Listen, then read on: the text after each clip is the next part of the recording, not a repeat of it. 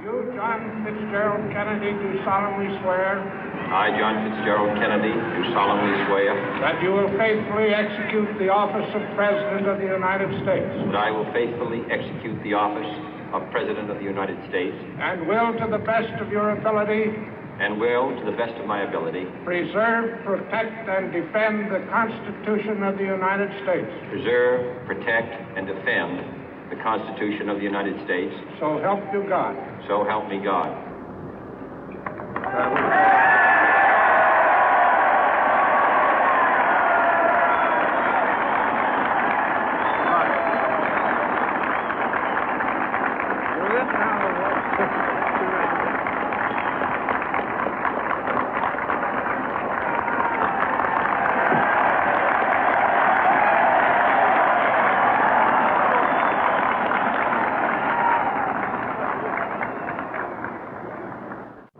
Vice President Johnson, Mr. Speaker, Mr. Chief Justice, President Eisenhower, Vice President Nixon, President Truman, Reverend clergy, fellow citizens.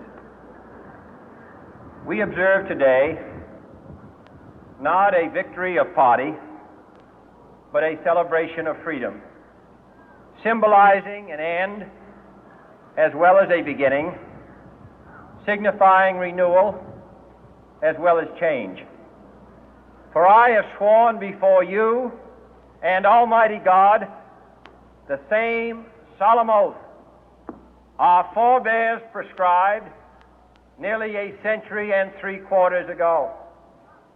The world is very different now, for man holds in his mortal hands the power to abolish all forms of human poverty and all forms of human life.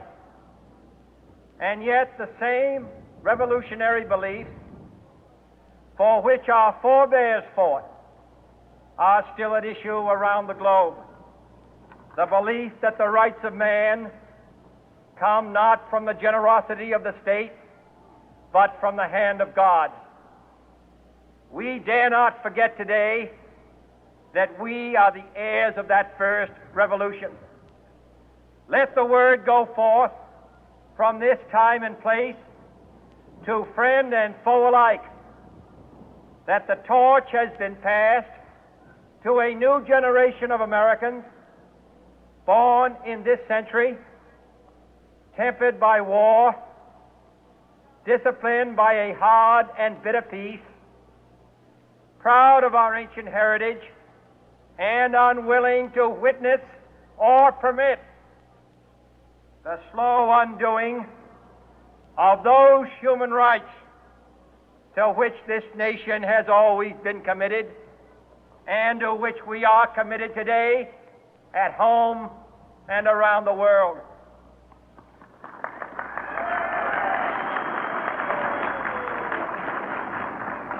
Let every nation know, whether it wishes us well or ill, that we shall pay any price, bear any burden, meet any hardship, support any friend, oppose any foe to assure the survival and the success of liberty.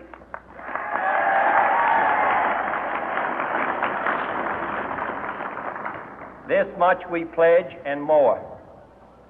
To those old allies whose cultural and spiritual origins we share, we pledge the loyalty of faithful friends.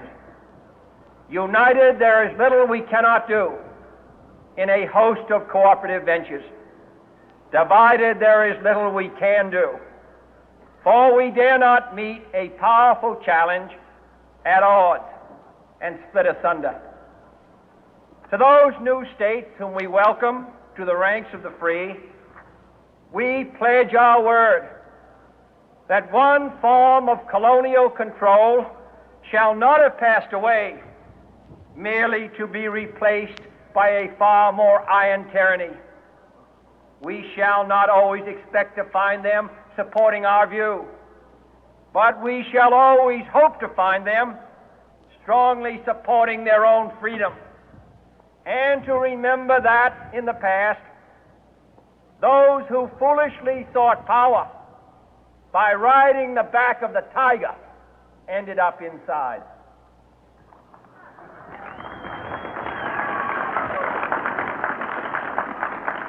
To those people in the huts and villages of half the globe struggling to break the bonds of mass misery, we pledge our best efforts to help them help themselves for whatever period is required, not because the communists may be doing it, not because we seek their votes, but because it is right.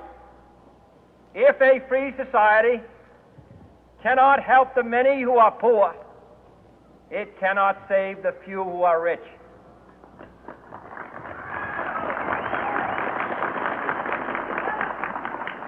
To our sister republics south of our border, we offer a special pledge to convert our good words into good deeds, in a new alliance for progress, to assist free men and free governments in casting off the chains of poverty. But this peaceful revolution of hope cannot become the prey of hostile powers.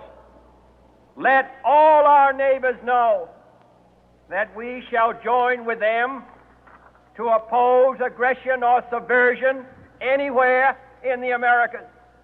And let every other power know that this hemisphere intends to remain the master of its own house.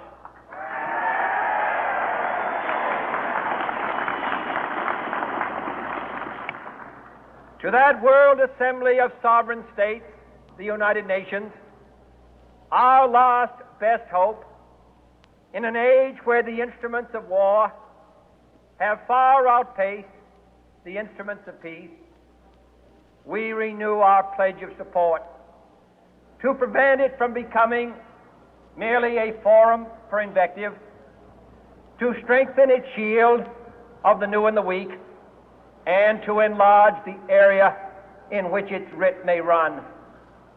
Finally, to those nations who would make themselves our adversary, we offer not a pledge, but a request that both sides begin anew the quest for peace.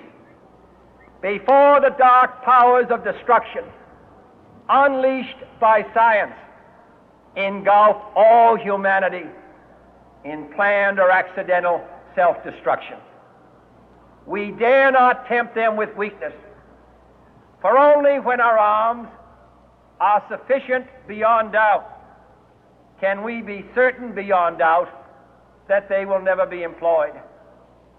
But neither can two great and powerful groups of nations take comfort from our present course, both sides overburdened by the cost of modern weapons, both rightly alarmed by the steady spread of the deadly atom, yet both racing to alter that uncertain balance of terror that stays the hand of mankind's final war.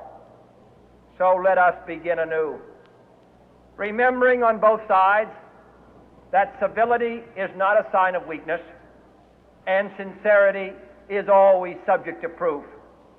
Let us never negotiate out of fear, but let us never fear to negotiate.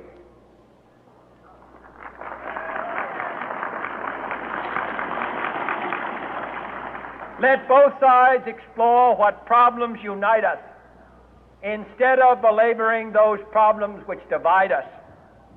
Let both sides, for the first time, formulate serious and precise proposals for the inspection and control of arms, and bring the absolute power to destroy other nations under the absolute control of all nations.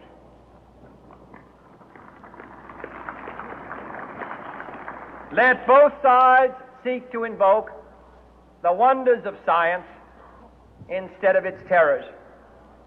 Together, let us explore the stars, conquer the deserts, eradicate disease,